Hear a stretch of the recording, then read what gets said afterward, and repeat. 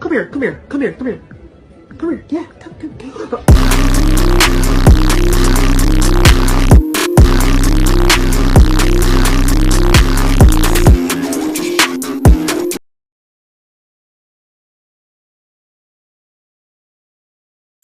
What's up, guys? This is NJ Talks. I'm over here with AJ Santana. Yo. Right? I've known this dude for a couple years now. Super interesting guy. I love the energy. Always something intellectual, positive talks when I talk to him. We don't really see each other much, but he's one of those people that, you have a friend, you could see him 3 months, 6 months, a year, 2 years later, and it's all love still because, like attracts like, and Nice. Great positive mind and just intellectual. So I'm very excited about this episode. He's a realtor.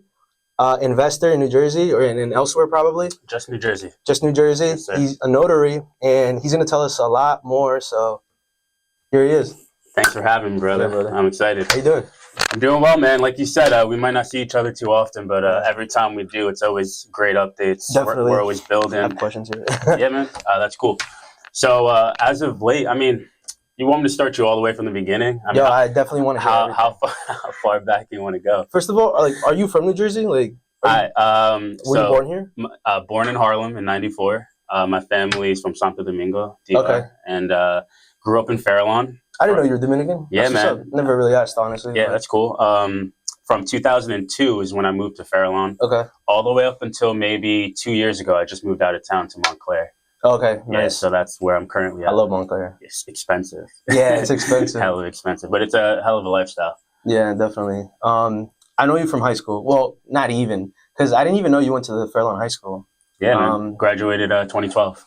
Yeah. And then I went to Bergen Community. I feel like that's a natural progression. For everyone. We all go to Bergen for the most part. For a little bit. I was studying music. Yeah, I remember that. Yeah, if you don't know, had the long hair. Yeah, man. And I just braided my hair recently, man. I just had a wicked afro. Because when I met you, he had short, a cut, like mine kind of. Yeah. Yeah. And so Bergen, I was studying music. Mm-hmm. From there, I got really involved in music recording, like audio recording. Yeah. From there, I got intrigued on the computer itself, like the intricacies of softwares and how to build computers and stuff of that nature. So then I changed my major from music to IT. Okay. Right. So now I'm going, at this time, I'm going to Ramapo now. Yeah.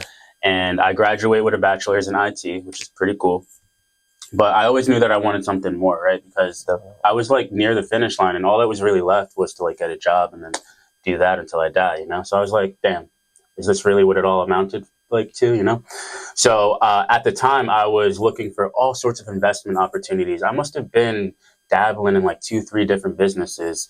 At a time, I was running Amazon. How old are you at this time? At this time, well, I'm 30 now. It must have been early to mid 20s. Okay. Are you familiar with the Amazon FBA model? Yeah. It's fulfillment by Amazon. For those who don't know, you essentially get products at a wholesale price and then you sell them on Amazon at retail value. And that was, I remember the first day I woke up and I looked at my seller dashboard and I had sales. And I was like, oh my God, this is possible. I could make money while I sleep. Because I'd only read about it up until then and I didn't know anyone actually doing it. Yeah. Right. So long story short, I ran that for a bit, ran out of marketing dollars. So I pivoted to my next business venture, which was social media marketing. Okay. So I would connect with local businesses, call them, laundromats or other realtors. And I would provide Facebook marketing, Instagram marketing, website building. Again, because I had this background in technology and softwares and computers, I was naturally good at it. So I remember going out on my own, super uncomfortable, didn't know what I was doing. I didn't really have a mentor or any guidance, but I knew that I wanted to have my own clients in one shape or another. Right? Yeah. So I put myself out there and I landed a few clients, right? And that was kind of short-lived because I didn't really have the guidance. I had invested in an online course, and that's the only reference I had at the time. Yeah. So I could only take it so far. So I ran that business for a bit, and then what else did I run? I guess real estate came third then. So real estate was then my third investment. At this time, I already landed a 9-to-5 job in the IT world. So I was working for a financial company up in Englewood Cliffs. What were you doing there? I was the IT manager. I was the sole IT manager. So the way that works is it's a financial company. They provide a service. it's like debt consolidation, not to get like too deep into what they did, not that important. But the point was, it was the first time that I had control of like a full team of about 30 people, and I was responsible for all infrastructures, all systems, all accounts, anything from like I can't log into my email to like we need to pull data and like distribute it through a dialer, right? And like this was all new to me at the time, so I was blessed that they gave me the opportunity. Mostly because I guess I graduated. I had the credentials. I graduated college. I think it was like 60 grand at the time, and a year, obviously. And it was good while it lasted. But I soon like felt I was like living under this cloud. Like I was like every morning I'm sitting on Route 4 at like 8:30 in the morning to get there by 9. And like I don't know if you know that one intersection by like Teaneck, dude.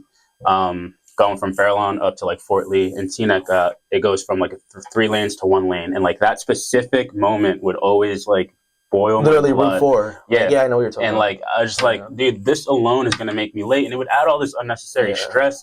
And again, being the only IT manager, if I'm not there, like they can't do anything. People rely on you. Yeah, I had a lot of responsibility, which was cool at the time. It's what I was looking for. Fast forward, that was cruising for however long that was cruising for. And then the pandemic came, right? COVID. So here's where like kind of the beginning of like my real success starts. Yeah. So COVID comes and people start getting laid off, right? Yeah. At first it was like maybe 3 people, 5 people. We were trying to keep the business, the owner at the time was trying to keep the business alive. He would just say like, yo, go work from home for now. Because at the time, we thought COVID would last maybe like 2 weeks or something, right? And as we know, this lasted like years.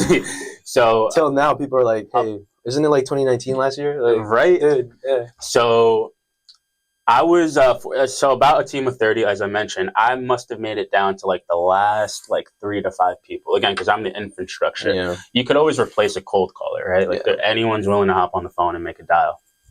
But I had a specialized skill set. Yeah. So up until like they literally closed their doors.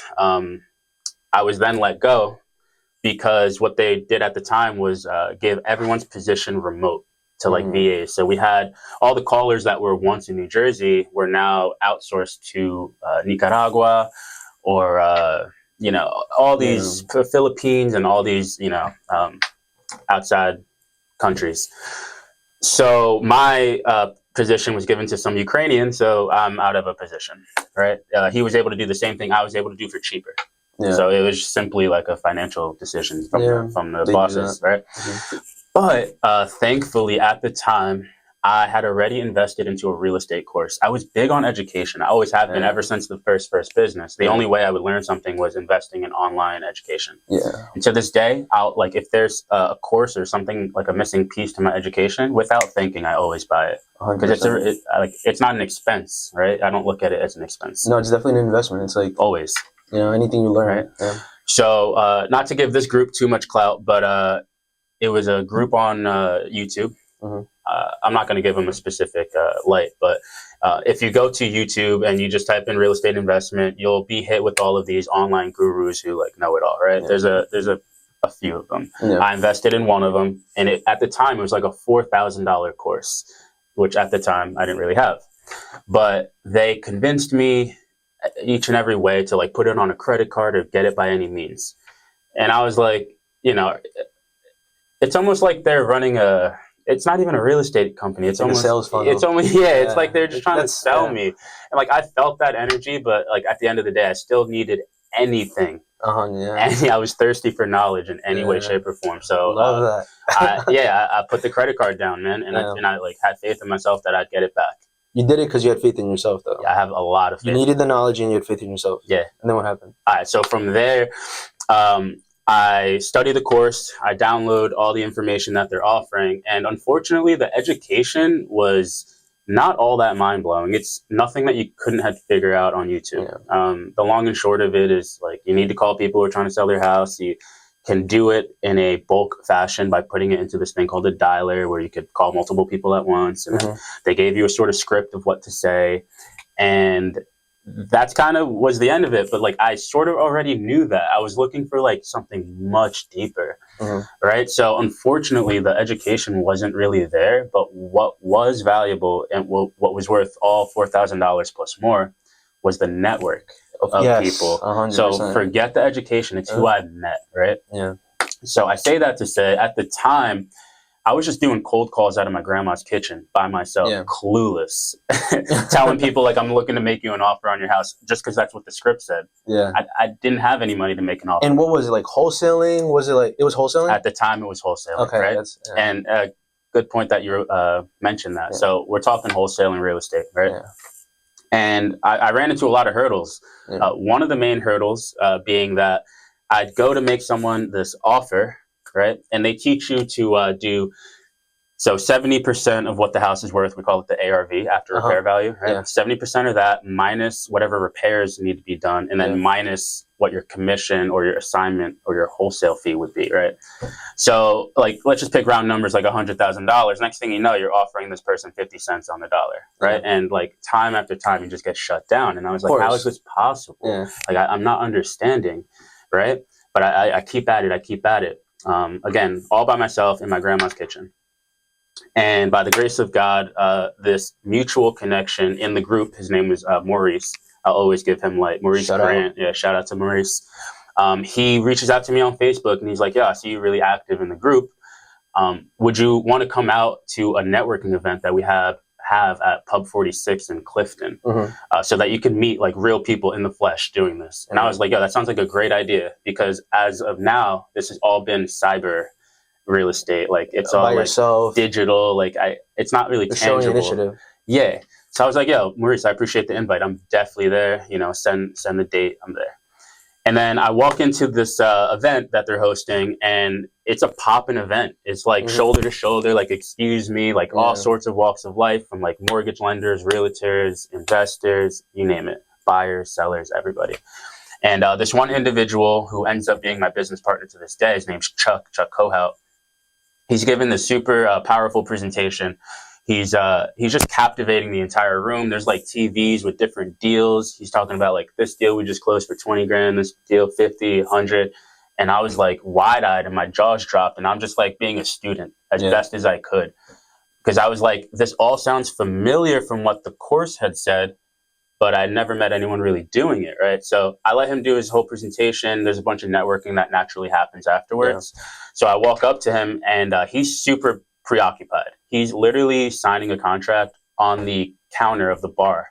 And I was like, yeah, that's tough. Like, I never envisioned it this way. I always thought like suit and tie, you got to be all clean and like in an office setting. I was like, yo, this guy's like making 20 grand at the bar.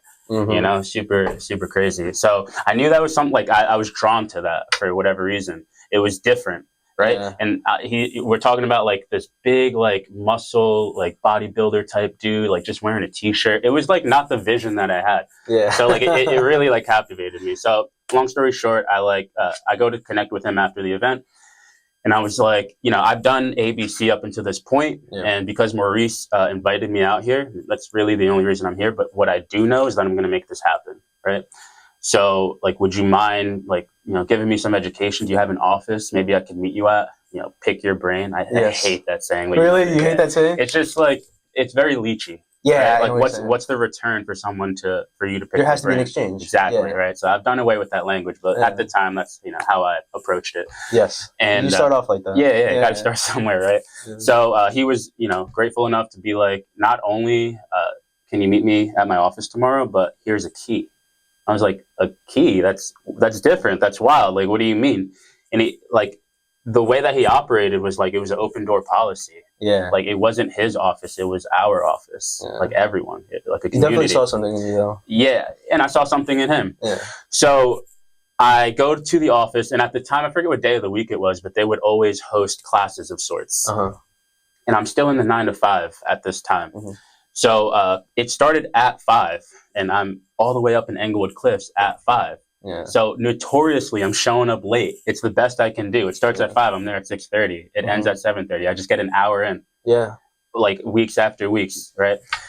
And they understood I wasn't coming late out of disrespect. It's because I had a schedule to abide by. Yeah. So I'd go, I'd do my best to show up all the time, every time. And I start to become privy to the missing link of that education I was looking for. Yeah. So the education, like I said, was all about wholesaling. But I kept falling flat on my face because these people like weren't accepting this low ball cash offer.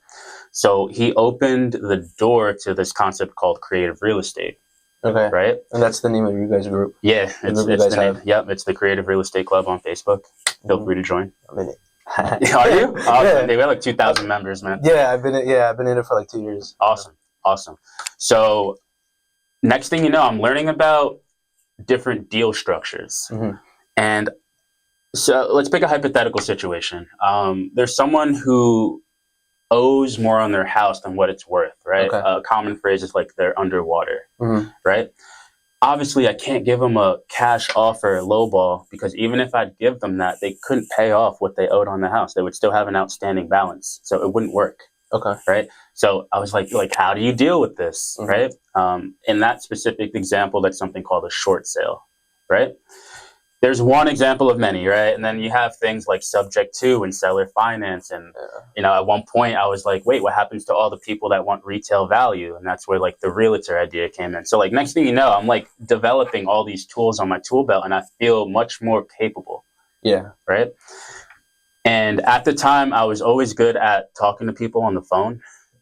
Sales was always pretty natural. I was always in front of people, like going back to some other jobs I had. I worked at a music studio, so a lot of like speaking with bands and getting them set up. I had worked at Apple for a little bit for a seasonal position. Spoke to many people. Yeah, a lot of sales going. I sold so many AirPods, it's not even funny. And then the IT thing and some other odd jobs like Applebee's and stuff, but that doesn't matter. Yeah. But the point is I was always natural with talking to people, right? So I had that skill. And I just started to hammer the phones. I would be calling. So a little backstory too, like who am I even calling, right? Yeah. So like, where would you get these leads? Leads. And at the time, to differentiate the language, it'd be prospects, right? Okay. They're not leads yet; they're just prospects, right? Before they become leads. Yeah, because I dislike when someone says I have a lead and then they can't give me any information. They're still a prospect. You know what I'm saying? So yeah, there's a huge difference, and we'll dive deep into all sorts of things. Yeah, but definitely. Where you should be looking, and we're talking from an investor perspective now. We can pivot to the realtor perspective here in a sec, but from an investor perspective, you're looking for someone in some sort of distress for one reason or the other, right? Yeah. And that can come in all shapes and sizes. Yep. So the foundation of our business to this day is pre-foreclosure. Okay. So pre-foreclosure by definition is a homeowner who's 3 or more months behind on their mortgage payment, right? So from the outside looking in, you can sort of judge that there's some financial distress going on there. So we would start there, pre-foreclosure. There's a host of different websites, but to this day, the best place to get it is directly from the county. Yeah. Yeah. So there's a website for every county. Let's say Bergen County, you can type in like sheriff sale date. And you'll get a website, and these are all people actively losing their homes to foreclosure, right? Public information, anyone can tap into it, right? So I started tapping into that, but I actually didn't tap into the county data until I was a bit more experienced. At first, you'll get privy to all of these companies trying to sell you data, right? And that was what that course that I invested first would tell me. There's companies like PropStream or Batch Leads or XYZ, right? And that was cool at first to get the ball rolling. But what I'd noticed was I would call the seller and they'd be like, you're the 10th person to call me about this. Like, what the hell? Right? And I was like, I don't know, I'm getting your data from right here. So years down the road, I'd realized that there's a concept called FTM, stands for first to market. Okay. And it's a philosophy of how do you be the first to market to said individual before the rest of the crowd gets to them, right? And the way to do that is to be first to get the data. So as soon as it's publicly available, I have a process to which to import that into our company and get one of my people on it immediately, same day, next day. And how do you become the first to market? Awesome. So we start to get into like systems and processes. So going back to my IT background, I was able to code a program. And this program takes the data from the county website and it puts it into a Google Sheet for me. And then that Google Sheet I can put into our database or our CRM. And then from there, I'll distribute it to our team. Now, most people are unable to do that because if you simply log into the county website, there's not exactly a download button. Okay, yeah. There's nowhere that says export, right? So you can call people as a one-off, right? But I'm running a business here of, to this day, 15 to 20 people, right? So I can't just give them one person to eat off of. I got to do this by the hundreds, if not thousands. Yeah. I think off top of my head, we have 70,000 prospects in our database, ranging from, we've dialed it down to Northeast New Jersey, but at the time I was pulling every county in New Jersey. Okay. If it ended in an NJ, I wanted it, kind of thing, you know? 100%.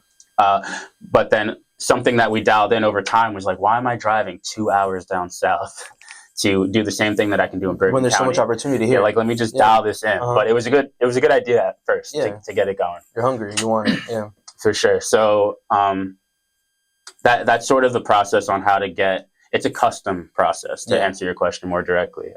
It's not something that you can just like log in and do. And at this point, because you started with wholesaling, you're talking. Then you mentioned like wholesale. I mean, subject to all these different strategies. Like, yeah, man, you do it all basically now. Yep. Now, yeah, man. So I'll give a gem, as they say. Yeah. So we've dialed it down to a sort of template, and we call it the OAW template. So I'm able to approach anyone, and so long as they provide me with this OAW, then I could choose the right tool for the job. Right. What does OAW stand for? Gotcha. So O stands for the word O, like OWE. So this has to do with all things pertaining to mortgage. Oh, okay. Right. So I'm having this dialogue over the phone about what they owe, who their bank is, how many months behind are they, what's their mortgage payment, what's their interest rate. All those sorts of questions fall into the O. A stands for asking. Pretty self-explanatory. Ask them, what do they want? And then W stands for the worth. So what's the property worth in its as-is condition, like here today, and not in its distressed condition, because that's who you're calling, right? Yep. I've seen all sorts of things from divorce, death, hoarder houses. Like it gets real out in the field. Yeah, not to get too emotional, but yeah, like we've cried at the closing table and all sorts of things, man. We've cried together, laughed together. You know, it becomes really real. It's not like you really realize it's not even about the money. Like you're literally saving these families from like homelessness, bad other thoughts. If you pick up what I'm putting down, so I felt like a real calling to really be good at this, and I was really passionate about it. So back to the OAW thing, though. So OAW, you have those three numbers, and I like to call that the financial picture. So now that I have a financial picture, I can now offer what bucket you fall into. Like, should you be on the realtor side where I can get you top dollars? Like, is that best for your situation? Are you upside down and I need to do a short sale? Maybe I just need to catch up your payments and help you relocate in a subject to kind of approach. Now, on and on. Can I ask you a question real quick on that, the subject to thing? You just said can I just help you, like a seller or the owner of the house? Can I help you catch up on your payments? Are you like purchasing the debt on that? So because there's this thing called tax liens, also the tax lien, tax deed investing. I took a course on that, and that's all I really ever took a course on real estate, aside from like being a realtor. Is that kind of the same thing or no?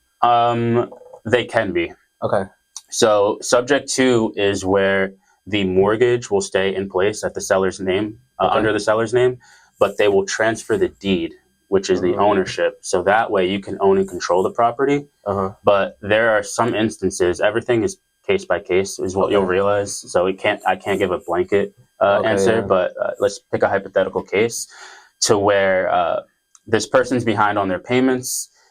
We're going to go ahead and take over the ownership of it. So that way we own and control it. We can rent it out, renovate it, do what we have to do.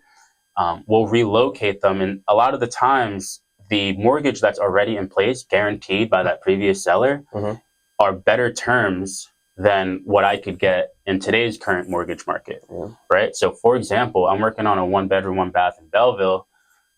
we purchased it subject to. You're not even going to believe this. The mortgage payment is 500 and change, and the interest rate is 1.9%. That's insane. I get to take that term over. Those now become my terms. Wow. And I have the deed. Well, my office has the deed. So now we can own and control it. And now we rent it out, and now it's cash flowing. Yeah. Right? And we did all that without having to go to the bank, run all of our credentials, income, credit, history, etc. Because what you'll realize is when you do it that linear train of thought, the only ones who win in that situation are the banks. Yeah. Right? The buyer and seller lose. The banks make all the money in that train of thought. So, I get privy to stuff like this, and I love it. Absolutely blew my mind. And also, there's no limit on the amount of subject twos you can do. Each person, it might be 7 or 10. I'm not a mortgage person like that, but you have a limitation to how many mortgages you can personally guarantee, right? So what, am I just going to buy 7 houses and I'm out of the real estate game? No, we need to own 100 plus doors. How do you do that? Do subject to, right? So little stuff like that. Sheesh. Yeah, man, it's a lot. Going off on a tangent, but no, yeah. So from there, let's see what happened. So let's go back to when I was showing up late to the office from my partner, Chuck. He would do these cold calling nights. So what he'd do is he'd go to the pre-foreclosure website, he'd print out physical pieces of paper, and he would hand them out amongst the class. There might have been like 10, 15 of us at the time. And we'd sit there and we'd just hammer the phones. But there was no method to the madness. We would sit there on our iPhones, we'd manually do this, call. It would take forever. And the problem being, I finally realized what my value add to this office could be. And that was to make everything that they were doing much more systematic. So I noticed all these problems to where, say on a Wednesday we'd come back on a Thursday. Some people would leave their pieces of paper in their car. Some people left it at home. Some people forgot which numbers were correct, which ones were wrong. Who was a lead? Who do we have to follow up with? It was just messy. It was unorganized. It was so unorganized. And I was like, yo, I remember from when I was doing the IT thing, it's very similar. It's just a different industry. Yeah. Right. So I was wide eyed on the parallel of it. So I started going down the rabbit hole to what softwares and systems can I implement so that everyone could have personalized accounts, personalized leads, and they'd be personalized prospects, and they'd be responsible from A to Z, right? So I got privy to a software by the name of REI Sift. The owner is Tyler Austin. They're down in Florida, and I've been grateful to actually meet the team. I drove down there in August to meet the team. They had a big seminar. So that I went out on a limb too. And RE Sift is the software that you're using now for yep, and that's the main database. There are other tools that integrate with it that make it even better, but the bread and butter is the Sift program. Cool. And it has a bunch of awesome features, and it pretty much bridged the gap to all the messiness that was going on. So kind of how I alluded to, now everyone could have individual accounts. Everyone could be responsible for a certain amount of prospects. You could mark what was correct, what was wrong, who to follow up with, what's a lead, on and on and on, right? Now we had all this structure. Yeah, definitely have a system now. Yeah. Save yourself time, energy, and money. I like that. I don't think I heard that one. That's you definitely need a system in any business. I'm taking that. If not, it's hard. And then at the time, I was also stepping up from being a student of the class to teaching it. Yeah. Oh, right. I love so that was crazy because like you said, I guess he saw something in me, right? So I was very big on participating to a point where I was like, yo, I think I pick up what you're putting down. Let me give it a shot. And I would teach the class. He'd be right there beside me in case I said the wrong thing or needed help. But at a time, he's like, yo, I think you got this. I want you to run the next class entirely by yourself. I'm not even showing up. And I was really nervous at the time, but I was like, yo, I love challenges like that. I love stepping up to the plate. It's what I do. Yeah. So before you can even lead, you have to follow too, though. So you have to do all that process. Now you're leading. Yep. They trust you, and now you're here. Yeah. And at the time, I was running with his messy idea of passing out pieces of paper and stuff. So I went home, studied, and we have team meetings 3 times a week. Okay. We've had team meetings for as long as I could remember.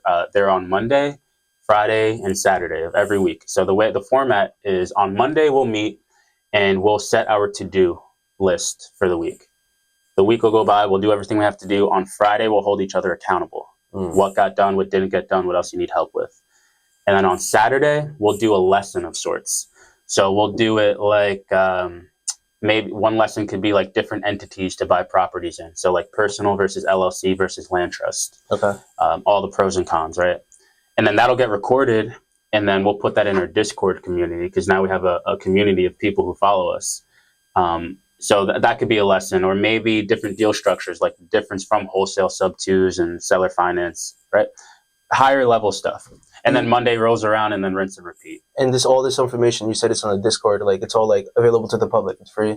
These classes that you guys put together. Yeah, man. It was amazing. So the general public, they can go in the general chat, and then there's obviously paid channels, because it's a paid program. It's worth it. Yeah. If you want to learn it. Yeah, and dude, we provide everything that I was missing from day one, from the right paperwork. Yo, here's another thing. Oh, and a backstory. Let me go to a quick backstory. So while I was working the 9 to 5, I was doing cold calls, and I was trying to talk shit and back it up. So I'm telling all my coworkers, like, yo, I'm only going to be here for like another month. I got this fucking awesome idea. Like, you know, like watch me. I've been there. Right?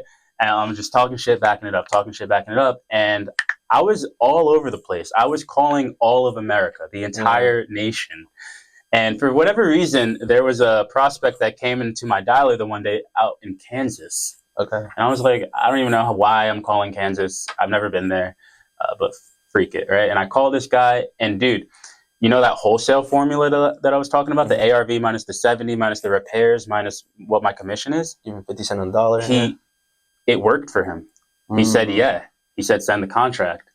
And I was like, no way, dude. I was like, yo, this is my first real lead. Like, I was like, you know, as ecstatic as could be.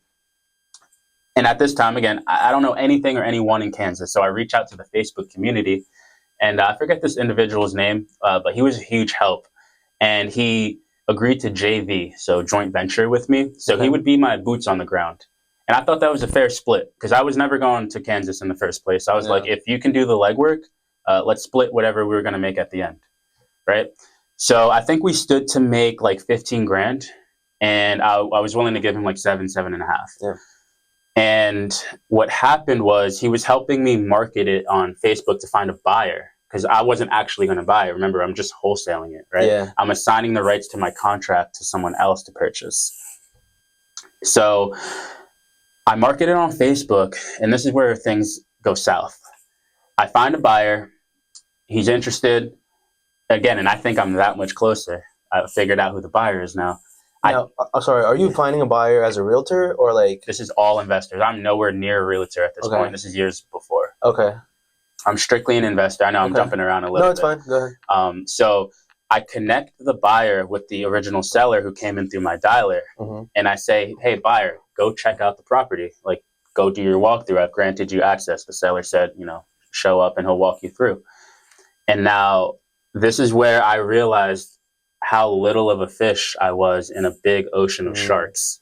So this individual ends up meeting with the seller and fabricates to the seller that he's my business partner, and not to worry, like, we can close, you know, next week, and we can just do it direct buyer to seller. And, you know, I'll pay AJ on the side at the end of this. He's my partner. Don't worry about it. Right? Crazy. So he cuts me out of the deal. And it's a huge learning lesson. I'll tell you how to circumvent that moving forward, because I definitely learned how to circumvent that. Never happened to me ever again. Wow. So he cuts me out of the deal. Long story short, I called the seller. Hey, yo, how'd that walkthrough go? Like, I sent the buyer your way. Did he like it? You know, I'm looking to close. He's like, we already closed. My heart just sank. I was like, what do you mean? Like, that makes no sense at all. What do you mean you closed? You can't. You're under contract with me. He's like, nah, the guy drove me to the title company. We like closed later that week. I gave him the keys. He has the deed. Like, I'm gone. I got my money.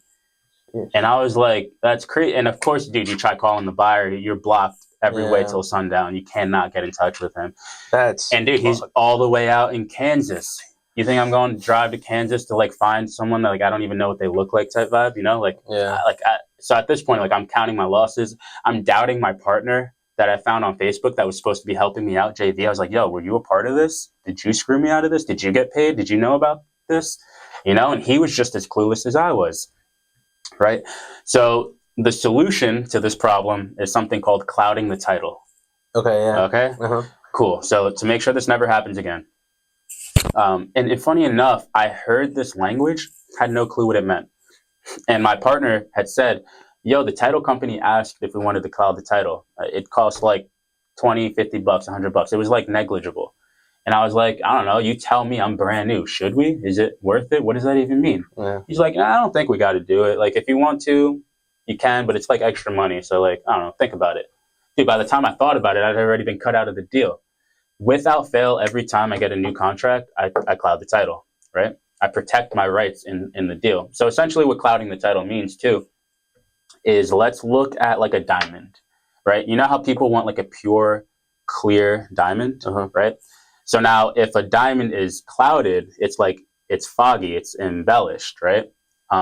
So similar with a title report, which shows like the sequence of who's owned the property since, you know, way back when, all the way up until now.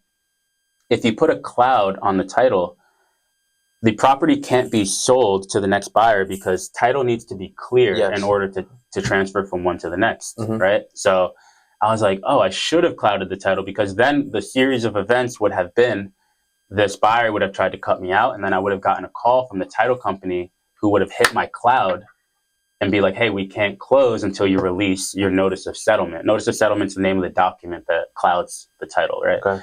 And then at that point, I'm in full control. I see to it that everyone wins, or I see to it that everyone loses. Yeah. They have to go through you, right? Straight up. So I'd be like, you know, title company, that's fine and dandy that you're trying to close, but I'm due this money, so cut me that check and I'll happily let that guy go. Until then, no, I'm in control. Tell that buyer to walk and I'll find a new one, more honest buyer, right? I didn't learn this until I had to fail there first to make sure, like, to this day, I always do that that way. So that was a random ass backstory. No, that's on cool. That was a wholesale deal. And that was my first wholesale deal ever that, ironically enough, never worked. That never worked, but I learned so much. It wasn't a loss, it was a lesson. Amen. Yeah, man. So fast forward, and my timeline is all over the place. It's fine. Fast forward to back when I was at the IT job in Englewood Cliffs. I got laid off. And thankfully, I had already been investing in real estate. I say that to say, because I didn't quit, I got fired technically. I was on unemployment. So that was pretty chill. I've never been on unemployment before, man. I was at home just getting direct deposits. It was pretty chill.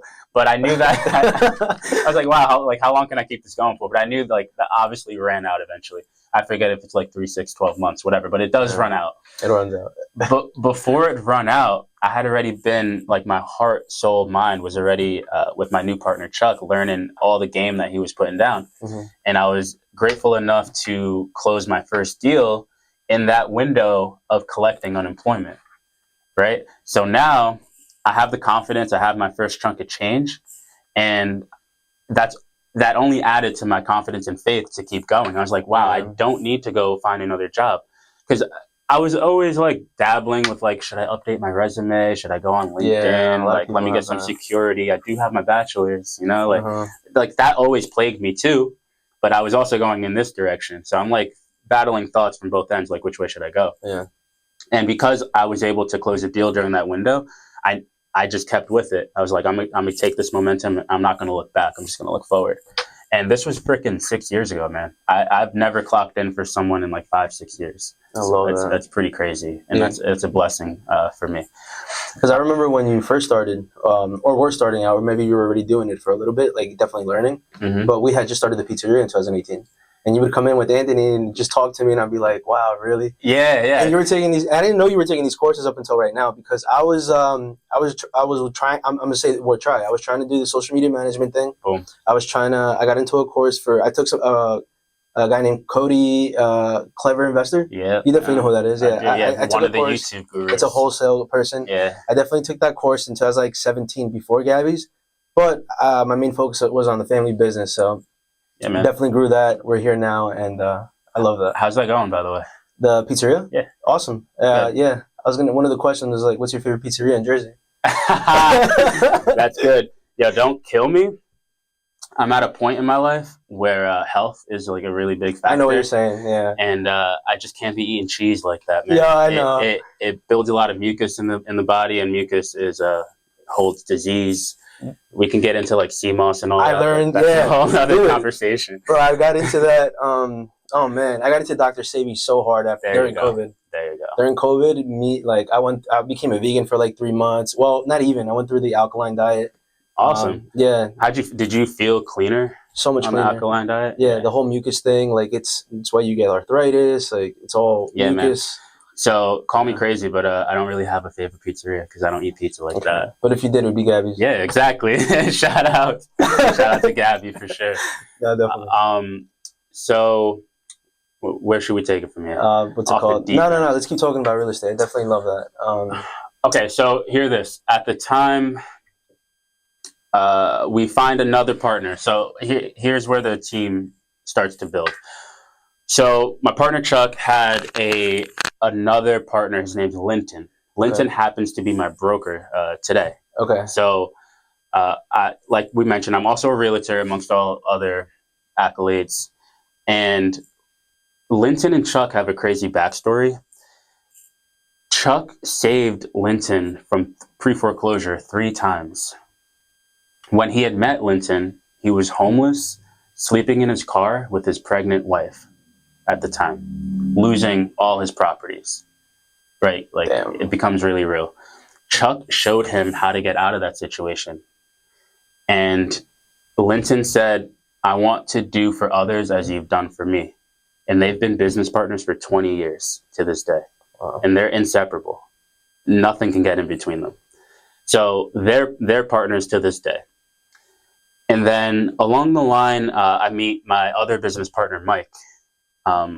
Mike and I have a lot of similarities in terms of like the hunger. We're both young. We're both really accountable. We're both really consistent, on and on and on. So now we merge forces, me and Mike and Linton and Chuck. And to this day, that's our core. We call it the internal team. There's 4 of us. And, you know, we all have something different to bring to the table. So it's a beautiful synergy. And we devise that we should properly build a program built around what we've been doing over the past few years. And we've come to know it as the C4 program. So it's the cold calling coaching community. Right. And this is the business that we run up until this day. Okay. So the way that works is typically you'll meet us out in, let's say, like an expo or a seminar of sorts. We often get like a booth if you've ever been to those sorts of events. Mm-hmm. And we'll pitch our services and we'll get a bunch of people who are interested in joining the program. They typically are new people, investors who want to scale all sorts of walks of life. But long story short, we have a bucket for them to fall into where we can provide them what they want. In the Discord, also, not only do you get the community, you get all the relevant paperwork. That's why I went on the Kansas tangent. So what I've learned also, beside the whole clouding the title, was that real estate can be state specific. Yeah. So, you know, certain processes that we have in Jersey, they might not have in Arizona and California and Florida, vice versa. So a huge piece of the puzzle was that I finally had the right paperwork, which was seemingly minuscule, but it meant a lot, along with all other sorts of paperwork that you need to close a deal. Similarly, or moving on, you also get the network of the title companies that will work with wholesalers and the attorneys and the mortgage lenders. Because some won't work with wholesalers, some won't work with certain investors. Mm-hmm. Yeah. Or they'll tell you it's not possible, or they just don't understand how you could be making more than they make in a year in one transaction. So they'll shut it down, right? Ask me how I know. It's so frustrating. But yeah, we have a really strong, solid title company and attorney.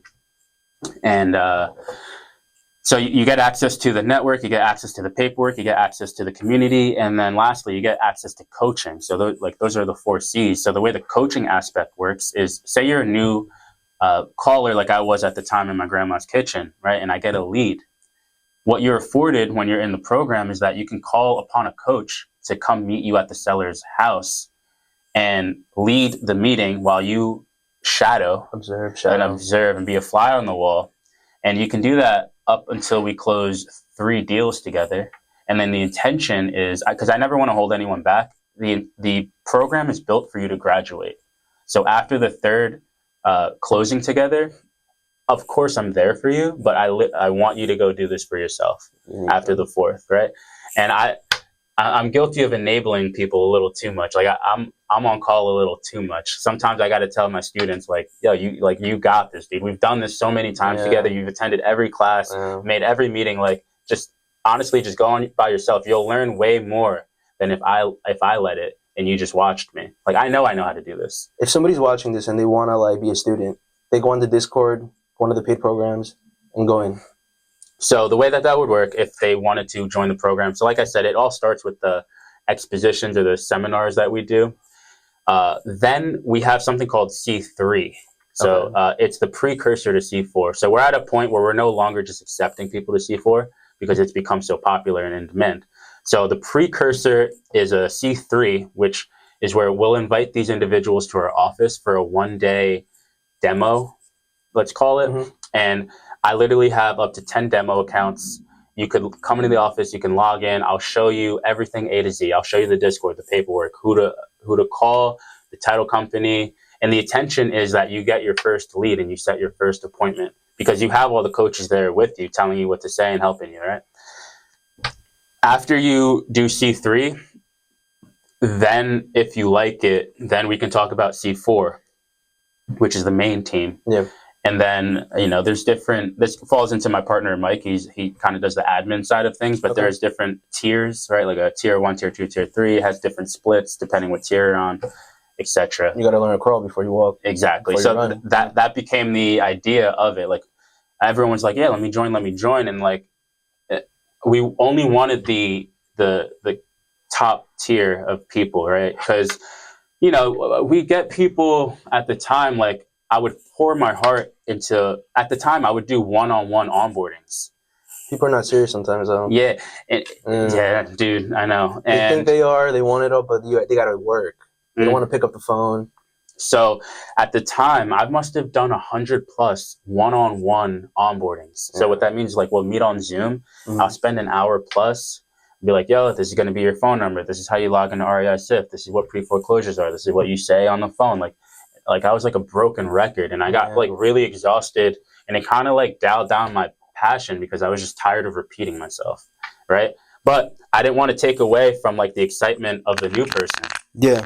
So I try to continue passionate about it all till where we have it to this day. I've just pre-recorded my entire onboarding course so that when an individual onboards, all I have to do is the tech stuff behind the scene, like setting up their account. And then I give them the onboarding videos and they could onboard themselves at their pace, right? So again, it's become much more systematic. And that frees up my time to do more income producing activities. IPA. Right? Yeah. Exactly. So, at the time, there was a time and place where I should sit down and do one-on-one onboardings. But as we grew, that became unsustainable as we scaled. So yet again, we had to devise another process. How many members does your team have? We have 15 to 20, depending who's onboarding or offboarding. Somewhere in that window. That's cool, dude. Yeah, man. So what'll happen, going back to like the Monday, Friday, Saturday workflow, what's really cool too, how everyone says they want to get into real estate for like time freedom and location independence. Like that's like the hook that catches everyone. I'd realized that like I was living that life. We don't start any meetings until 12:30 in the afternoon. I don't do mornings typically. Yeah. Unless like you're not an early bird. Not for work. I have a really strong morning routine. Yeah. That consists that's what I was gonna ask you about. Working out. I happen to do trading to this day, options trading. I've been at options. I've been at it for some time. So like the morning is carved out for me and only me. I guess that's what I mean. It's not that I'm in bed. Yeah. I have a routine that can't be disrupted. Because if it is, then I can't perform for the afternoon, right? So my teamwork day starts no earlier than 12:30. So we'll meet on Zoom with the 15 to 20 students, and we'll do general announcements about like, big picture things like big events coming up, stuff, big deals closing. And then we'll go into individual updates where we'll get more granular into what everyone individually has going on. That'll take about 45 minutes to an hour. Then we'll break for our internal meeting, which is the four, me, Chuck, Linton, and Mike. And then we'll go over our personal to-do list. And then we have a third meeting. I'm just in meetings. That's my whole life. I'm just in meetings, dude. After that meeting, there's another meeting where we'll go over all of the list of properties that all the students have under contract. And we've learned, a big lesson I've learned was to think to stopping points. So I was always overwhelmed with like, dude, I'm looking at 20 deals in front of me and like, when's this one going to close? And what do we need for this one? And who got this one to the table? And who does this money belong to? And my partner, Chuck, taught me, just think to the literal next step. Yeah. Don't worry about the closing date or who you need to call. Like, just literally what's next. That's all you need to know. So I say that to say, now I could look at 50 deals at once in like one meeting. And I could be like, okay, we're here. Just that's what needs to happen there. Over here, just one step forward. Over here, one step forward. And when you do that over time and you look back, you realize that you've moved 50 deals 10 steps. Yeah. Instead of trying to move 50 deals 10 steps at once. Yeah. Just do one step. Yeah, right? It reminds me of that saying, the journey of 1,000 miles begins with a single step. Beautiful. That's pretty much like something that I've abided to like over time. So with that, then after that meeting, typically then I have to go meet with the seller, right? So I'm like probably on my fourth meeting at this time. Yeah. And if I don't have to meet with the seller, then I'm just going to go to my to-do list of all the things I have to do. Maybe I have to do a conference call. Like I often do conference calls with the student and the seller because they're like, yeah, I've gotten up to this point, but I don't know what to say after. I'm like, okay, that's where the coaching aspect comes in, right? Or like maybe the seller is ghosting me, or like there's so many examples like, oh, I think I'm losing this deal, I'm losing confidence on it, like what should I say, what should I do? And that's where the coaching aspect comes in. So that's really powerful.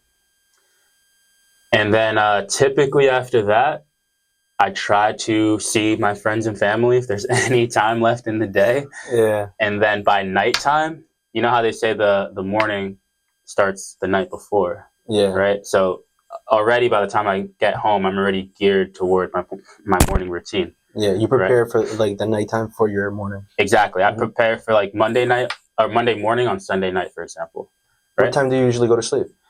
It varies. Lately, it's been pretty early, man. It's been about like 10 o'clock, 10 o'clock. Yeah. And kind of a left field from the topic of discussion here, but going back to like health and wellness and stuff, I've always struggled with smoking a lot.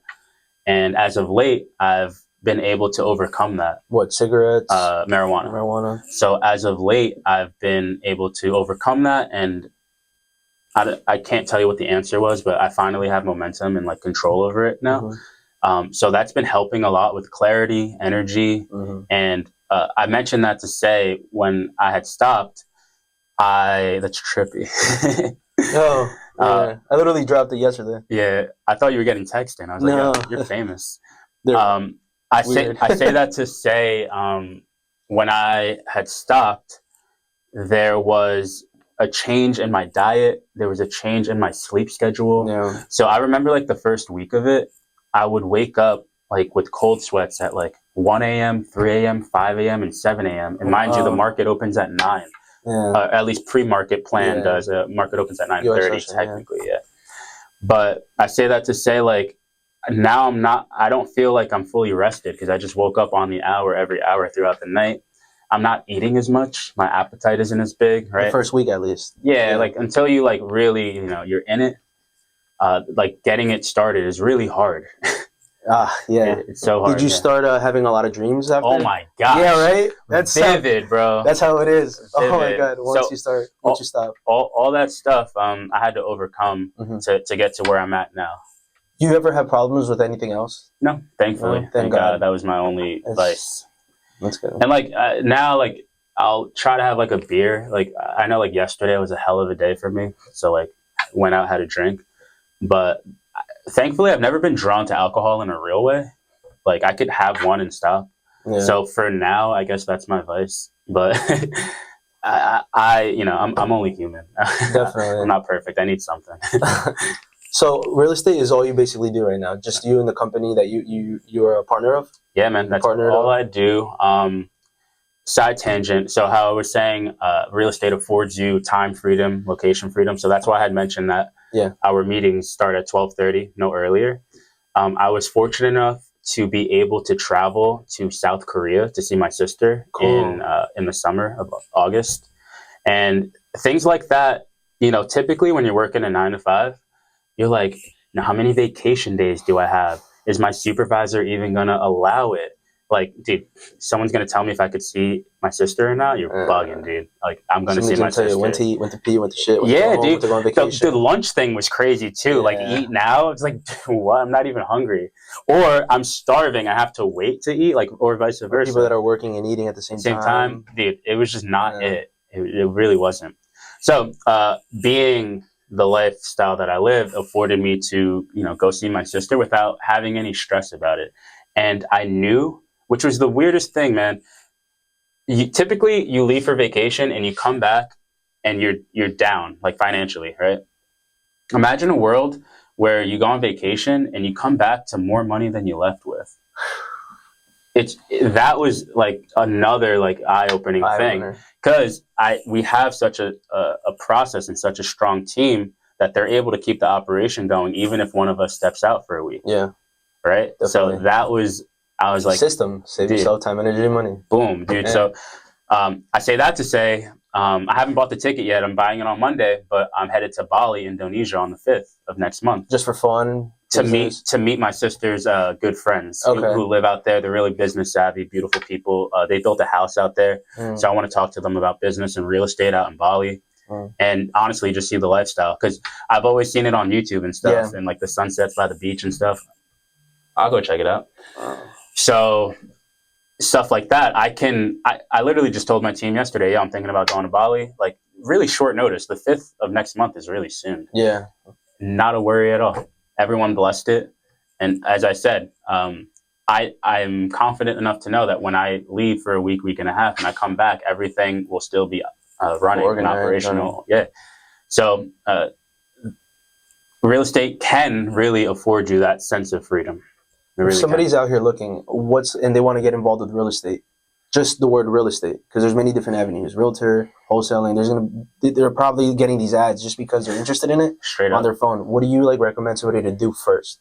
Yeah, that's hard as a blanket statement. It depends what they're looking for. Yeah. But what if they don't know? Like, were you looking to wholesale first? That's a good point. I don't even know what I was looking for. Because that's the first thing I saw. Yeah, it's the first thing I saw. Right. I didn't know what I was looking for either. I didn't even know what I was looking for. I was just trying to buy a course. Was that what you were trying to do? Yeah, same train of thought. But let me break it down to you this way. If this person could approach it like this, like, am I looking to make a chunk of change, or am I looking to make passive income? At least I can put them in a better direction. So, for example, like if you're just looking to make a chunk of change, I'd recommend things like wholesaling, becoming a realtor, because they're one and the same. I don't know if anyone's really realized, but like if you're a realtor, you receive something called a commission, which obviously runs out. Like, say you make $5,000, that's cool, but then that runs out. Yeah. Or if you're a wholesaler, instead of a commission, you make something called an assignment fee, which is the same thing. Say you make the $5,000-10,000, that's cool, but then that runs out. Yeah. Unless you know how to invest your money, but at face value, that runs out. Or you can go this way, to where you're practicing like how to be a landlord, how to get rental properties, so that this way you can get privy to property management and things of that nature. If maybe someone's really into organizing and managing people, I'd say maybe become a property manager. I know people who run an entire business off of that, to where their fee is like 10% of what the rent is, and they just make a living off managing properties for people. I don't know. I just made that off. Like, I thought of that off the top of my head, but that could be an avenue. Or like I'm alluding to, being a landlord, where you just have a bunch of doors, we call it, with a bunch of tenants that pay you rent, and we call that mailbox money, right? And that money just keeps coming, and that doesn't end, right? But it'll be smaller than the chunk of change. Yeah. So it all depends what you want. It's hard to answer in one sentence. So as like with your company, like do you own any real estate, like for yourself, like under your own? Yeah. Like you personally, AJ. Yeah. So not in my personal name. Okay. And that goes back to, and that's important, right? Yeah. Why? That's strategic. Yes. Okay. That's what I was alluding to. I own property. Yes. I don't own it in my government name. That would be terrible. Because why? Yeah. Okay. Say you get mad at me say I look at you the wrong way and you're like, AJ made me feel some kind of way. Yeah. I'm going to go to his house on 123 Main Street and slip and fall. Right. And now they do an asset search and it comes under my personal name. Now, all of my properties, right, you can have access to all my equity and all my assets if you try to sue me. Yes. Right. If you try to sue me under my personal name and do an asset search, it's going to come up blank. Nothing's under me as like my social, right? Yeah. The next best option would be to have it under an LLC. So instead of a social, we're dealing with an EIN, an employment identification number. So at least there's one layer of protection. And is that how people can like declare bankruptcy? And that's like, yeah, man, you got a fresh start, right? So you could. I'm not recommending this. Yeah, because it's bad, but it's good. Yeah, in a way, it's strategically. It's a business move. It could be. So, like, hypothetically, you can open up an LLC, run it up to the millions. Yeah. Not pay any of it back, file bankruptcy, and I believe like a few years. There's a caveat, but let's say 7 years later, you can start up a new practice, clean slate, like it never happened. Wild. And, some people are doing this strategically. Not me, I promise. So there's the EIN, the LLC, and then one step further, to answer your question, we own everything in trust, land trust. Okay. So this is a whole wormhole and a whole different podcast about land trust, but just to keep it at surface level, there's a trustee and there's a beneficiary to every trust. And here's where this is some real like Rockefeller shit right here, some like old white people shit. And the way that it works is, depending who's asking, the trustee can declare who the beneficiary is. So let's go back to this hypothetical. You're mad at me, you slip and fall in front of my house, but now it's not under my name, it's under a trust. So now you try to sue the trust. And now, the game where there's like 3 cups and there's a ball under the cup and you like move it. So it becomes that kind of game. So, you think you're suing me? Yeah. My partner owns that property. That wasn't mine. You can't sue me, right? I own this property down the block, right? And then you try to do, you could try to sue me over there. And depending who's asking, then I could shuffle the beneficiary to one of my other partners. And again, I wouldn't put it under their name. I'd put it under one of their LLCs. Yeah. We're going down the rabbit hole. You see? No, that's fine. I worked at TD Bank for a little bit. People would come in and open trust, or beneficiaries would come like, oh, my father died, this and that. Exactly. Get the money. So your personal name would be, and I don't want to claim to be the subject or the master of this subject, because I'm admittedly new to it, about 5 years. And trusts have been around since before I was born, right? Yeah. So there's definitely a more expert person to speak on this matter, but again, at surface level, this is definitely what's going on, in the big world, by the big sharks. Remember how I was saying, like, when I got played on my Kansas deal, I realized how small of a fish I was in the ocean. That's some big shark stuff going on. Imagine owning like a 100 door apartment complex and having it under your name. That would not be wise, right? So that's where the whole trust thing comes into play. Cool, bro. Answer your question, yes. I own upwards of 30 rental properties, depending who's asking. Wow. Would you consider yourself quote unquote successful? That's a hell of a question. Yeah. I've had a level of success, but I'm nowhere near where I know that I'm going to be at the end of this. Yeah. I'm working on a lot of big picture things. On a scale from like 1 to 10, maybe like a 4. I like that. I have more than half the scale to go, like maybe I'm approaching the halfway point, maybe. When you were a kid, do you think you would be doing what you're doing right now? Funny you ask. So I have memories of being a kid with my mom on the couch, and we'd always watch HGTV. Yeah. And all these renovation things. And like, I'd be a little boy, middle school probably at the time, and I'd be like, yo, Mom, we're going to do this one day. I don't know how, but from my mouth to God's ears, it's happening. You would say it to your mom? Yeah, I'd say it. And she would, she's my biggest supporter, right? Yeah. So she would be like, yo, you that can do it. You can, that mom was different. And she would always speak life into me. And again, this was way back in middle school, and I'm near damn 30 years old now. and finally I have a grasp on that dream. So it's not that I knew that I would be doing real estate full time, because also remember, I dabbled with Amazon and social media marketing. I just knew that I wanted a sense of freedom that I didn't have. More out of life. Exactly. So to say that I knew that I would end up in the real estate industry permanently, not per se, but I knew that it would be something entrepreneurial in one way or the other. Did you like look up to anybody growing up? Like specifically, like, did you have any like mentors? Anybody guide you early on, or not really? Yeah, unfortunately, man. This sounds crazy. Shout out to my 4th grade teacher in elementary school. Nothing to do with real estate or business or entrepreneurship. Again, and I was playing music ever since elementary school.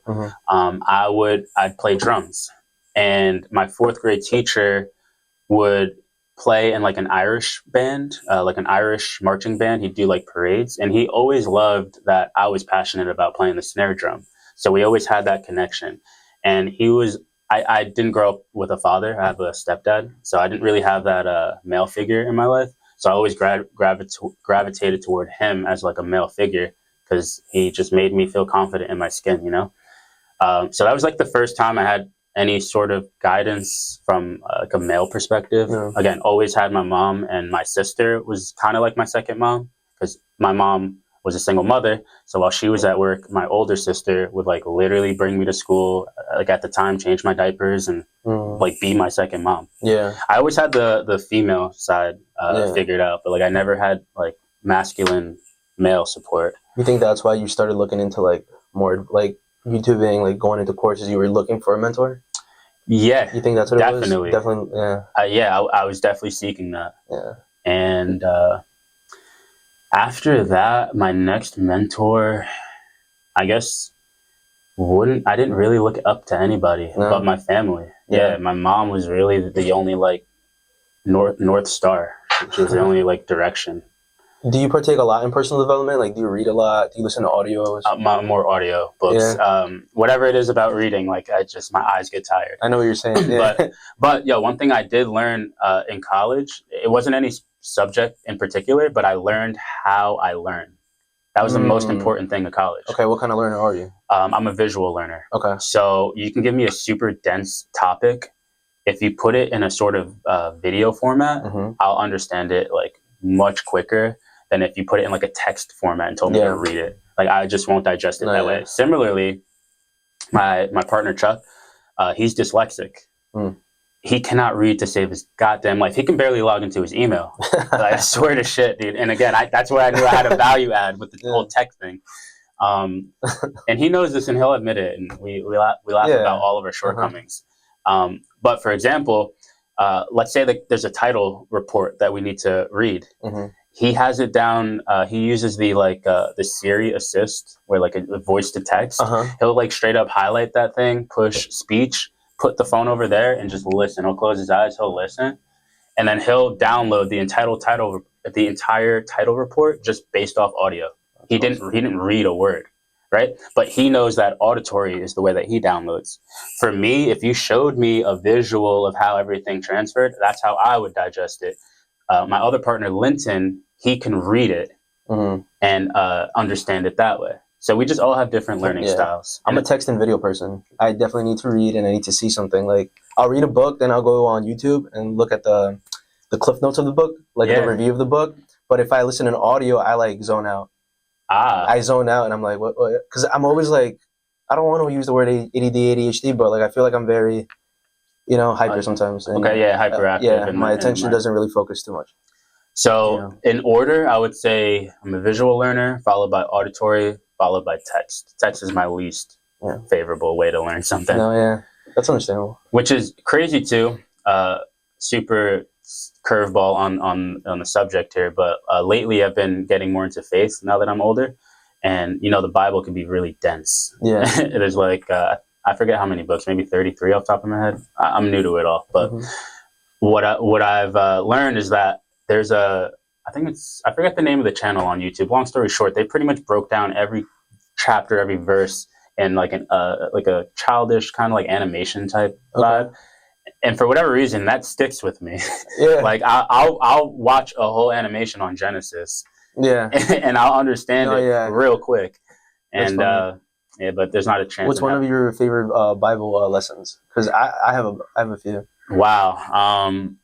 That's or even quotes like that. I might be a little too early in my journey to recite something off top. When you talk to me, just listening to you this whole time, one of the things that has stuck out to me is like, seek and you shall find, knock and the door shall be open unto you. Amen. Yeah, so like one of those. I couldn't say that verse off top, but like I resonate with that message. It's like a whole passage, but I can't forget. But that's like sticks out to me.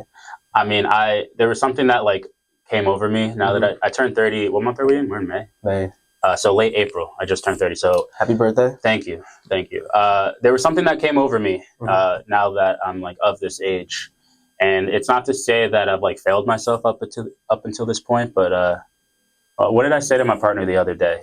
Like, I'm good as a human, right? Like I'm decent, but like he's great, right? So I rather, and going back to like mentorship, right? Yeah. Like not having any guidance, it just naturally makes sense.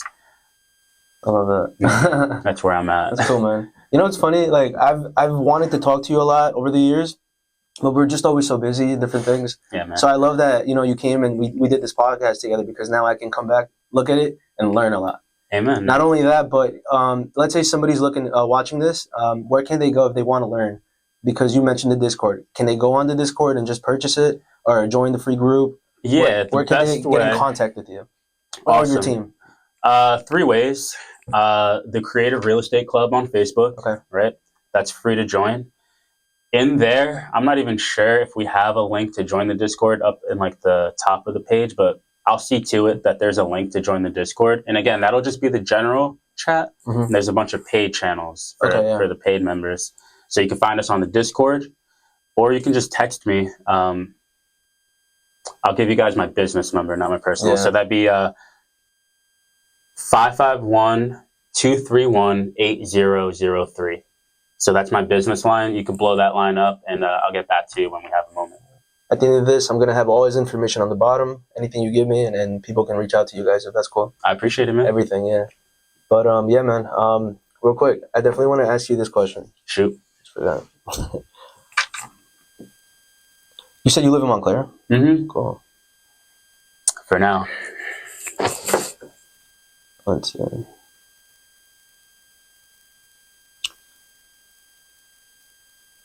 Wait, before anything, what do you do for fun? What do I do for fun? Yeah. Or is this all fun to you? Because that's what I would say. Yeah, this is kind of it. But in a more realistic answer, I do enjoy traveling. Like, I'm super stoked about the idea of going to Bali. I'm really passionate about things all holistic and organic and like just being better. So like we were kind of talking about like Dr. Sebi and CMOS and just like my buddy Anthony, you know Anthony. He has like the green thumb, so like he grows like tomatoes and fig trees and rosemary and I love doing that. I love cooking, right? So we'll take all these herbs and like we'll make a mean steak or something, or like salmon on the grill. I don't know, those little things bring me happiness. Okay. All right. Actually, I asked you all the main questions I really wanted to know, so that's cool. I'm just asking one more question. Maybe we can wrap this up. Yeah, man. Okay. What's the most important lesson you learned? It could be life. It could be business. Something that like people can like see this and take away. Because I have a lot of my little cousins that watch this. They're younger, like then getting into the teens, 12, 14, 16. And some advice maybe you could give to them. So I'm gonna say believe in yourself, but I'm gonna take a step further. So I was privy to this concept of like failing forward. I love it. So my advice would be like when you pick your lane, it's not over until you quit. So what that means is you can and you will be met with all of these hurdles and all of these obstacles that you need to overcome. I mean, the success at the end wouldn't be worth it if it were easy. So like know that you will be met with challenges, but so long as you tackle that challenge and learn something from it, your journey can continue until you make it to the end. So this concept of failing forward would be my advice. When you pick a lane, just keep at it until you get to the end goal. There's an acronym I learned in the first financial book I ever read, Rich Dad Poor Dad. Yeah, that's a good one. There's an acronym that he says, focus on one course until successful. And he talks about that concept failing forward. Yeah, man. And focusing would be something that I learned too, because kind of based on the story, you kind of see how, like, at first I was really just looking for a way out, and I didn't know which avenue would be, whether it be, college or Amazon or social media or 9 to 5 or working for Apple or Applebee's or real estate. I didn't know which one it would be.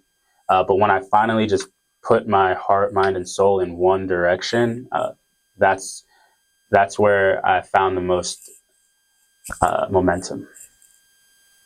This is AJ Santana, guys. Make sure to follow him. Thank y'all. I have one last question, and this is for me. This is more like egotistical. You really have inspired me, bro, because I didn't know a lot of the things that you're talking about today. Do you have any advice for me? Like, you could give me, just like watching me from afar over the years? Like, anything you got, tell me. So you've recently become a realtor? Yes. Okay. I would pick up a lot of what we said from this podcast to understand that there's more than just that one way of being a realtor. Yeah. So if I had to guess right now, your prospecting may consist of, like, for sale by owner, expired listings, people in that world. Mm-hmm. Would I be right? Yeah. So my advice for you would be to figure out, kind of how you were saying for a newbie coming in, what is it that you want? Are you, like, I don't know your financial situation or like much about the personal situation, but I don't know if you need a chunk of change or if you're looking for cash flow. But depending, and this is from a business perspective, depending what you're looking for, I'd fall into that lane respectively. Depending. I definitely need cash flow, so like that's what I'm looking for. Okay, so. Boom. So this might like put a whole dagger in in what you're working on, but you can answer it for yourself. Is being a realtor aligned with that goal? Well, you did mention if you need a chunk of change, do realtor or wholesale. So no. There's my advice for you. There's AJ Santana. Make sure you follow everything he does. Super cool guy. I told you this was going to be a cool, interesting interview. Thank you for coming, man. Yeah, man. I appreciate it so much. Let's do it again in like a year. Yeah, 100%, definitely. I would love to see that. Amen. Thank y'all. Bye for now. Come here. Yeah, come.